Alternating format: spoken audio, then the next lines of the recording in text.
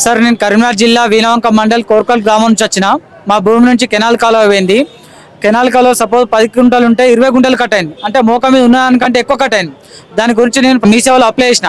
మీ సేవలో అప్లై చేస్తే ఎంఆర్ఓ గారు, ఆర్డీఓ గారు, కలెక్టర్ గారు అప్రూవ్ చేసారు.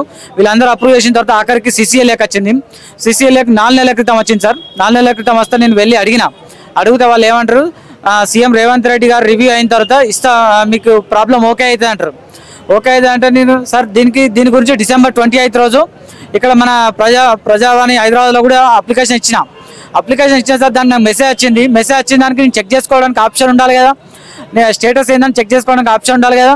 స్టేటస్ చెక్ చేసుకోవడానికి కూడా ఆప్షన్ కూడా లేదు సార్. ఇప్పుడు CCLAలో సెక్రటరీలో అడిగితే ఏమంటారు అంటే సీఎం రేవంత్ రెడ్డి గారు రివ్యూ మీటింగ్ పెట్టిన తర్వాత మీ ప్రాబ్లం ఓకే అయిపోద్ది అంటారు. సార్ రివ్యూ మీటింగ్ ఎప్పుడు పెడతారు? అయ్యేదాకా మాకు ప్రాబ్లం ఏమవుతుందంటే స్లాట్ బుక్ అవుతలేదు.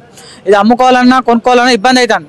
సో దట్ మేము మీడియా ద్వారా మేము కోరుకునేది ఏంటంటే గౌరవ ముఖ్యమంత్రి రేవంత్ రెడ్డి గారిని, సార్ దయచేసి మీరు తొందరగా రివ్యూ మీటింగ్ పెట్టి ధరణి సమస్యలు, మాకున్న సమస్యలు తీర్చాలని కోరుతున్నాం మీడియా ద్వారా.